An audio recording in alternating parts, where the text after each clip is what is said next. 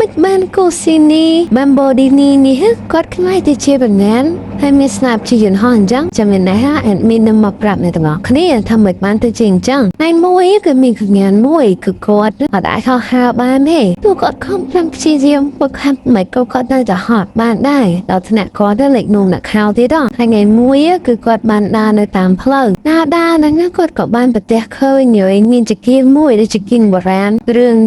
ជីនីអញ្ចឹងណាហើយគាត់ក៏បានចុះចង្កៀងនោះមកគាត់គិតថាអាចនឹងធ្វើឲ្យគាត់សម្ដេចបំណុលប្រាថ្នារបស់គាត់ហើយព្រាមនោះក៏មានទេវរៈមួយហោះចេញពីចង្កៀងហ្នឹងតែគាត់ទៅជា Skipidi Toilet ហើយកងាមឃើញអញ្ចឹងគាត់ក៏បានសុំ Skipidi ឲ្យធ្វើម៉េចគាត់ហោះបាន